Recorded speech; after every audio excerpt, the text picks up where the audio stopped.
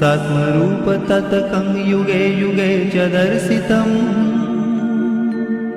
तं नमामि देवदेव रामकृष्णमीश्वरम् सर्वभूतसर्गकर्मसूत्रबन्धकारणम् येन कर्म पापपुण्यतारतम्य साधनम् बुद्धिभाष साक्षिरूप सर्वकर्मभासनम्